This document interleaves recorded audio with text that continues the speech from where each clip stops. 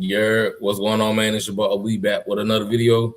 Today's episode, we're gonna be talking about the Kubiak interview that he did at the head coaches conference. We're gonna talk about IU's pro day tomorrow, specifically Fernando Mendoza. And we're gonna discuss a little bit of, I like to ramble, so we're gonna discuss a little more. You know what I'm saying? A couple more topics. I'm not editing this video, so if I stutter, if I do whatever, it is what it is. I don't care. Like, comment, subscribe. I appreciate you watching. Try to keep this under 20 minutes. So, like I said earlier today, Kubiak did an interview with the Raiders beat writers, right? And I'm gonna go from top to bottom, my list from top to bottom. And he pretty much talked about Fernando Mendoza. Well, they asked him questions about Fernando Mendoza. He never said that we was drafting him, but Hondo asked him specifically about the quarterback room. He asked him about signing a guy like Kirk Cousins and what his job would be. Do you expect to get a guy in the room that will have to teach Fernando how to do certain things? And Kubiak said, no, I don't expect the veteran quarterback to do that because that's my job. That's the quarterback coach's job. And I respect that answer, right? That is your job. That is the quarterback coach's job. That is the offensive coordinator's job to teach and to bring up and develop Fernando Mendoza. It's not a Kirk Cousins job. Kirk Cousins has never been a quarterback coach before. He's only been a quarterback. So I respect that answer. He said the veteran, if they do decide to bring in another veteran quarterback, his job will be to not mentor, but to show him what to do, when to do it. I'm not quoting him, but basically showing him what to do, when to do it, how to do it, right? Showing him the ins and outs of being an NFL quarterback, basically is what he was saying, right? But he don't expect him to be a teacher. He said it's his time, it's his job to be a teacher, and that's not his first time ever saying that. It's like one of his mottos, basically. My job is to teach, and I live by that in my profession, and as a father, I want to teach you how to do things so you can do it better, right? But yeah, so he also mentioned Aiden O'Connell. Said Aiden O'Connell had a few good games. He's thrown for 300 yards a few times. So Aiden O'Connell was mentioned. I think Aiden O'Connell would be a pretty good backup quarterback. Wouldn't cost as much as a Kirk Cousins, and then you can bring in a different type of quarterback to finish out, to round out that room, right? More physically gifted type quarterback that you can do certain things with. That's just my opinion. That's not what he said, right? All right, so next thing he was talking about was Tyler Linderbaum. He said Tyler Linderbaum is gonna he is basically the glue, the rock, the focal point of the offense. The offense is gonna go as far as Tyler Linderbaum leads them. He's gonna make the checks at the line of scrimmage. He's going to do dummy calls. He's going to lead offensive meetings, right? That's going to be the job of Tyler Linderbaum, right? He's going to be Fernando Mendoza's right-hand man. And I've been saying this from the beginning. When you knew that you wanted to draft Fernando Mendoza, I love JPJ, but when Tyler Linderbaum wasn't retained by the Ravens, you have to get that guy. He's a Pro Bowl. He's already a Pro Bowl center, and he's only 25, 26 years old. So they can grow together. Centers last a little longer, about the same time frame as quarterbacks, right? But anyway, they can grow together. He can help fast track a Fernando Mendoza. If I was him, I would say, hey, come out here. And when you come out here for your 30 visit, we're going to go ahead and start working on something. But that's just me. But yeah, he basically said that Tyler Linderbaum is going to be the glue, the rock for this offense. We're going to go as far as Tyler Linderbaum leads us. That's basically what he said. He never spoke about Brock, I don't think. I can't remember. He spoke about the wide receiver room. Trey Tucker. He mentioned Trey Tucker's name. Oh, let me back up. The offensive tackles. He said we have 3 really good offensive tackles. Colton Miller, Charles Grant, DJ Glaze, right? He said those 3 guys are really good. Colton Miller is going to be healthy. He said he's working on getting healthy. DJ Glaze has some some work to do. And he said Charles Grant is developing. I think Charles Grant would be a great right tackle, and I think DJ Glaze will be a better swing tackle than a starting right tackle. Right. Again, that's just my opinion. So going to the wide receiver room, he said that he mentioned Trey Tucker by name. Said he's kind of smaller, but he does everything right. He's great in the locker room. He's good to the staff. He's good to the people that work in the building. Runs great routes. He does everything that you want. And as a wide receiver, he's just small, right? He didn't say he was small, but he was mentioned his size a little bit, right? I don't know if he was saying all this stuff to boost his trade value or his trade stock, or he actually envisions Trey being a really good piece in this system, right? Because when you trade a DK, and he said this, when you trade a DK Metcalf and you get left with JSN was a slot receiver, and now you have him playing on the outside. Well, you're going to put the best 5 people out there anyway, 5 eligibles, whether that's 4 wide receivers and 1 running back, 4 wide receivers, 4 wide receivers, 1 tight end, 3, where you go 12 personnel, 11 personnel, whatever the case may be, 0 personnel, 5 wide receivers, whatever, empty, whatever you want to call it.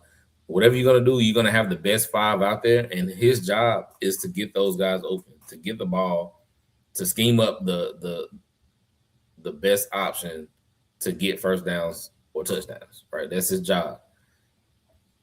So with Trey Tucker, Jalen Naylor, if you bring in a rookie, Jeremy Bernard, y'all know I love Jeremy Bernard,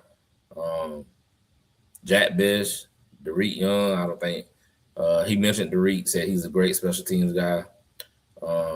Like if whoever it's gonna be, like those guys have to do their first job, which is blocking, right?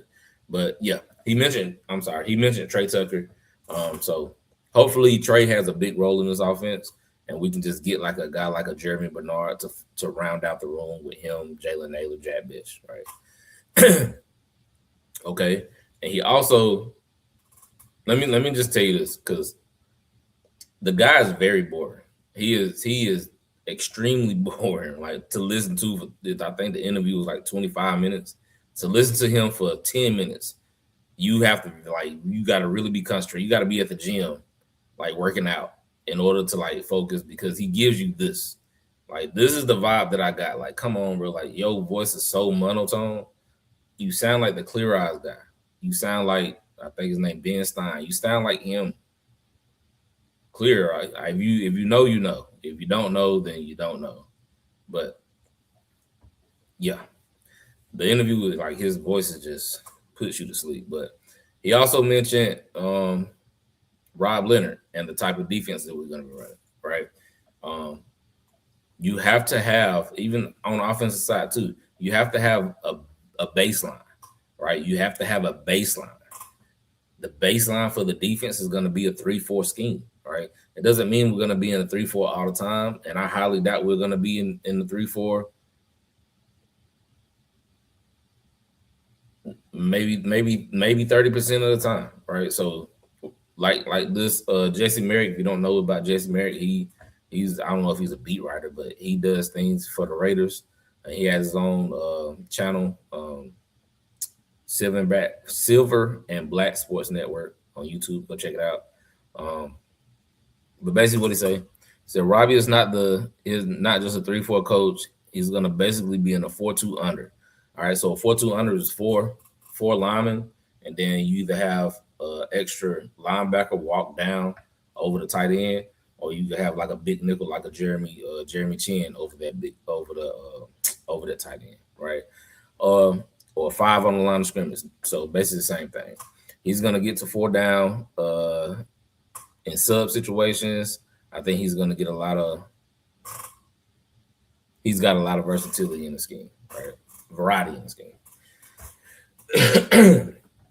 So I like that, because again, it gives you, it makes you a little unpredictable. I also like having 5 guys on the line of scrimmage, whether there's 3 down linemen, 2 outside linebackers, You know what I'm saying? I actually love that, right? Which is a 3-4 or 3 down lineman, one linebacker, and then one big nickel like a Jeremy Lin. That gives you a lot of speed, right? So you can play with a lot, but the main thing is you want to have 5 guys on the line of scrimmage because you got to stop the run. And if you can get 5 down on the line of scrimmage and you can play really good coverage on the back end, like the Seattle Seahawks did this past year, you will be really good on defense, right? But you have to have really smart linebackers. So Nakobe Dean, Quay Walker, I think they're very smart. They're very sure tacklers. That's what you got to have there, and they have to be able to cover too. But I like that. I like what he said about Rob. He said Rob has been in the building working his ass off. So yeah, that excites me. And I'm sorry if I'm talking fast, but yeah. He also mentioned somebody asked him about the safety position, right? And he said that we only have 3 guys. I only can name 2, but we only have 3 guys on the in the building right now. So we need to add some guys. I think we need a true free safety because I'm not really sure Isaiah Polamau should be the starter. I don't mind him coming in sub packages sometimes, maybe dime packages, but I don't think he should be the starter. He might prove us wrong, but y'all watched the games last year. He missed a lot of tackles. What else? Yeah, so that's pretty much it. And then, so the interview, like I said, was boring, but he did give a lot of information. So if you ain't watched it, go to the Raiders YouTube channel and you can watch the interview. I suggest you watching it like while you're driving or something so you can actually focus. Like, don't be sitting down because you'll lose. You won't pay attention. His voice is just very monotone. I was trying to do it and work at the same time, but I think that's why I got distracted. But anyway, you can tell the guy's very smart. You can tell the guy's he's dedicated. You can tell he's in this for the long haul. You can just tell there's a different vibe with him and Spatek than it was with AP and Telesco, than it was with McDaniels and whatever that dude's name was. I can't even remember.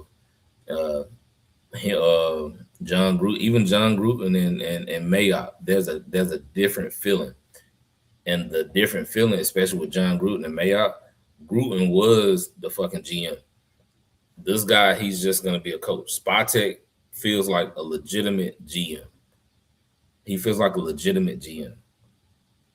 McDaniels and the hell is that dude's name?